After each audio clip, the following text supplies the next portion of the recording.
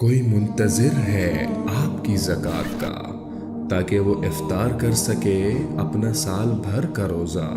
مستحق افراد تک راشن پہنچانے میں MTJ فاؤنڈیشن کا ساتھ دیں۔ تقسیم رحمت رمضان راشن پروگرام۔ آخری 10 دن میں لیلۃ القدر رکھی ہے، اعتکاف رکھا ہے۔ پہلی امتوں کے لیے یہ نہیں تھا کہ پچھلے سارے گناہ معاف ہو جائیں، یہ ہمارے لیے کہ ہمارے پچھلے سارے گناہ معاف ہو جاتے۔ اللہ تعالیٰ کا عرش پہلے آسمان پہ آ جاتا ہے، جنت کے دروازے کھل جاتے ہیں، جہنم کے بند ہو جاتے ہیں، شیطان قید ہو جاتے ہیں، اور سمندر کی مچھلیاں اور زمین کی چونٹیاں تک روزہ رکھنے والوں کے لیے دعا کرتی ہیں۔ اور اللہ تعالیٰ جنت کو روزانہ کہتا ہے، ان قریب میرے نیک بندے بندیاں آنے والے ہیں، تو ان کے لیے میک اپ کر لے، تو ان کے لیے تیار ہو جا۔ یہ اللہ تعالیٰ کی رحمت کو لینے کا سیزن ہے۔ پہلی امتوں کو اعتکاف نہیں ملا تھا، ہمیں اعتکاف ملا ہے کہ 10 دن اللہ دے بوئے تے پہ جاؤ، یا اللہ تیرے کو معافی کروا کے ہی اٹھنا ہے، ہمیں اٹھنا ہی کوئی نہیں۔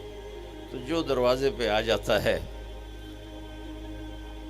آدمی اسے معاف کر ہی دیتا ہے۔ کوئی بہت ہی سخت دل والا ہو تو معاف نہ کرے، ورنہ بڑے سے بڑے غصے والے بھی کہتا اچھا جی جاؤ معاف کیتا۔ اس میں ایک لیلۃ القدر ہے، وہ بعد میں بات کرتا ہوں۔ پھر اللہ تعالیٰ نے اس میں غریب آدمی کی کہ روزے اچھے گزر جائیں، عید اچھی گزر جائے، اس کے لیے اللہ تعالیٰ نے صدقہ فطر رکھا ہے۔ ہم اسے عید کے ساتھ جوڑ دیتے، پہلی رمضان سے دینا چاہیے تاکہ غریب اپنا کوئی روزہ تو رکھ سکے۔ پہلے رمضان سے 29 رمضان تک جب مرضی دے دیں، اور اگر وہ فطرانہ ادا نہیں کرتا تو اس کے روزے اس کے سر کے اوپر سے بھی نہیں جاتے، وہیں کھڑے رہتے ہیں۔ اور عام طور پر یہاں اخبار میں ٹی وی پر گندم کے لحاظ سے آتا ہے 2 سیر کڑک دے دو، وہ تھوڑے سے پیسے ہیں، 100-200 روپے ہے۔ میں آپ کو آپ سب مالدار لوگ بیٹھے ہیں، میں آپ کو اپنے نبی کا صدقہ فطر بتاتا ہوں کہ آپ کیا دیتے تھے۔ آپ کشمش دیتے تھے، کھجور دیتے تھے، جو بھی دیے ہیں۔ تو کشمش 3 کلو، بازار میں 3.5 کلو، بازار میں جا کے پوچھیں جو سب سے اچھی کشمش ہو، یا پھر درمیانی، گھٹیا نہیں درمیانی اور سب سے اچھی، پتہ کرے وہ کتنی ہے، 1000 روپے کلو ہے، 1500 روپے کلو ہے۔ آپ کے گھر کے 4 افراد ہیں تو ایک گھر سے 6000 روپیہ غریب کو جائے گا۔ آج تو 6000 میں ایک ہفتہ نہیں گزرتا۔ تو اب سب سے عرض کرتا ہوں، ویسے بھی خیرات کریں، افطاریاں کروائیں، اور صدقہ فطر کشمش کے حساب سے دیں۔ یہ آپ سب بھائی بہنوں کی خدمت میں گزارش ہے۔ اللہ نے آپ کو رزق دیا، خرچ کریں، یہی آپ کے ساتھ جائے گا، باقی سارا ادھر ہی رہ جائے گا۔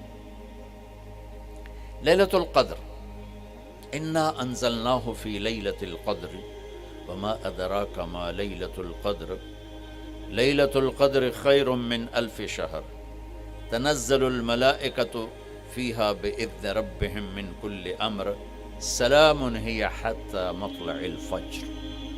ہم نے قرآن کو لیلۃ القدر میں اتارا، تمہیں کیا خبر کہ لیلۃ القدر کیا ہے؟ لیلۃ القدر 1000 مہینوں سے بہتر ہے۔ اس میں فرشتے اترتے ہیں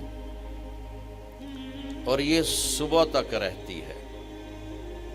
لفظ قدر عربی میں اس کا ایک مطلب ہے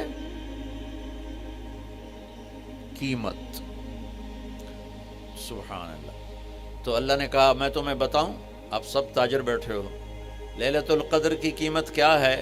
1000 مہینوں سے بہتر ہے، 1000 مہینوں سے بہتر ہے۔ اب 1 روپے پر 1000 نفع لے سکتے ہیں؟ دنیا میں کوئی ایسا کاروبار ہے؟ جو ہیروئن بیچتے ہیں وہ بھی نہیں لے سکتے۔ اور میرا اللہ کہہ رہا ہے 1 رات 1000 مہینے، یعنی کوئی 82-83 سال۔ یہ تو آ گیا پہلا قدر۔ دوسرا اس کا مطلب ہے تنگ پڑ جانا، تنگ پڑ وقت، فقدر علیہ رزقہ۔ تو تنزل الملائکۃ فیہا، تنزل الملائکۃ والروح فیہا، کہ اس رات اتنے فرشتے اترتے ہیں کہ زمین تنگ پڑ جاتی ہے. سبحان اللہ، اتنے فرشتے آتے ہیں زمین تنگ پڑ جاتی ہے. تیسرا مطلب ہے قدر، مقدار کو. تو اللہ تعالیٰ نے اس کا آخری مطلب بھی بتایا، سلام ہی حتی مطلع الفجر، کہ یہ فجر کی نماز تک، فجر کی اذان تک یہ رہتی ہے. 3 مطلب ہیں قدر کے، تینوں اللہ نے قرآن میں کور کیے. قیمت کیا ہے؟ 1000 مہینوں سے بہتر. تنگی کیا ہے؟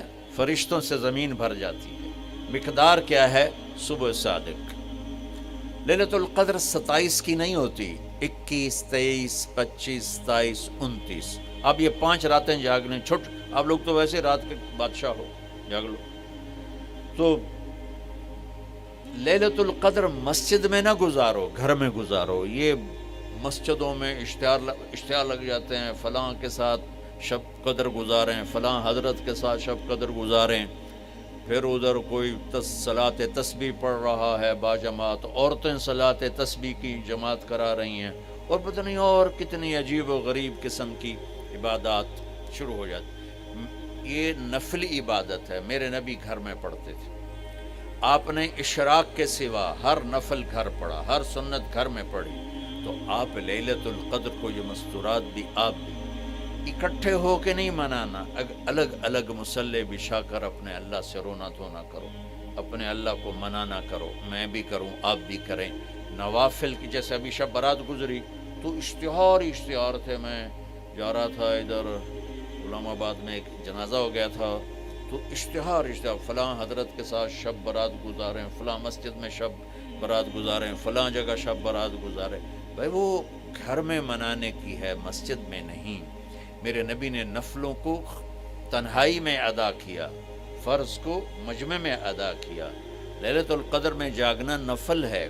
اور پھر جب اکٹھے ہو جائیں گے لوگ اور عورتیں تو پھر ساتھ غیبت بھی چلے گی، اور ایک غیبت کا بول ساری رات کو اڑا کے رکھ دے گا.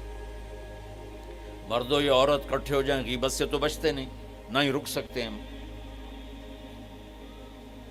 سندھ سے ہم بائی روڈ آ رہے تھے، کراچی سے بائی روڈ جماعت تھی. تو وہ راستے میں بڑی غیبت کریں، نوجوان تھے سارے نئے نئے. میں چپ کر کے سنتا رہا. جب کوئی 2 دن گزر گئے نا، تو ہمارے پاس بڑی وین تھی. میں نے کہا بچوں ایک نصیحت کرتا ہوں، غیبت نہ کیا کرو، مذاق کرو، ہنسا کرو، کھیڑا کرو، غیبت نہ کرو. تھوڑی سی میں نے اس پہ بات کی تو بڑے متاثر ہوئے. کہا جی ٹھیک ہے انشاءاللہ آئندہ بالکل نہیں کریں. کوئی آدھا گھنٹہ گاڑی میں سناٹا رہا. آدھے گھنٹے کے بعد ایک بولے مولانا یہ غیبت نہ کری تو پھر گلاں کی کریے. یہ میرا کلچر ہے. لہٰذا عورتیں عبادت کے لیے بھی اکٹھی ہوں گی تو غیبت شروع ہوگی، مرد مسجد میں اکٹھے ہوں گے وقت ضائع ہوگا، غیبت شروع ہوگی. میرے بھائی بہنوں، ہر نفل کو گھر میں گزار. اپنے گھر کو بابرکت بناؤ، اپنے گھروں میں نفل پڑھو، تلاوت کرو، ذکر کرو. صرف اشراق کے نفل میرے نبی مسجد میں پڑھتے تھے 2 رکعت، باقی ہر نفل آپ نے مسجد میں ادا کی. تو یہ چند چیزیں رمضان کے متعلق میں نے عرض کی ہیں. اب ایک بڑی اہم بات میں آپ کے سامنے عرض کرنا چاہتا ہوں. رمضان کی دولت کسے ملے گی؟ رمضان کی برکات کس سے ملیں گی اور کون محروم ہو جائے گا؟ آپ نے فرمایا 4 آدمی ایسے ہیں جن کی رمضان اور شب قدر میں بھی بخشش نہیں ہوتی. بس اس سے ہم اپنے آپ کو بچا لیں. کون ہے یا رسول اللہ؟ آپ نے کہا مدمن خمر، شراب کا عادی. کبھی کوئی پی لے توبہ کر لے، میں اس کی اجازت نہیں دے رہا ہوں. مدمن کا لفظ ہے کہ جو روزانہ شراب پیتا ہے، اس کی رمضان میں بخشش نہیں. عاق لوالدیہ، جو ماں باپ کا نافرمان ہے، اس کی بخشش نہیں. قاطع الرحم، رشتہ داروں سے لڑنے والا، اس کی بخشش نہیں. المشاحن، دل میں بغض رکھنے والا، اس کی بخشش نہیں. ہر وہ چیز جو میرے آپ کے لیے نقصان دے اللہ نے حرام کر دی. ہر وہ چیز جو میرے آپ کے لیے مفید ہے اللہ نے حلال کر دی. سود حرام کر دیا، ہماری پاکستان کی معیشت نہیں، پوری دنیا کی معیشت ڈوبی پڑی ہے، سارے ملک قرضوں پہ چل رہے ہیں، سود نے پوری دنیا کو تباہ کر دیا۔ تو میرے اللہ تعالیٰ نے، آپ دیکھتے ہیں میرا اللہ کہتا ہے فَأَذَنُوا بِحَرْبٍ مِّنَ اللَّهِ وَرَسُولِهِ، اگر سود نہیں چھوڑو گے تو میرے اور میرے رسول مل کر تمہارے خلاف جنگ کریں گے۔ آئیں مل کر بھوک مٹائیں، بجھے ہوئے چولہے پھر سے جلائیں، غذائی قلت کے شکار ہزاروں افراد آپ کی مدد کے منتظر ہیں، آگے بڑھیں اور ان کی امید بنیں، اپنے صدقات اور عطیات NTJ فاؤنڈیشن تک پہنچائیں۔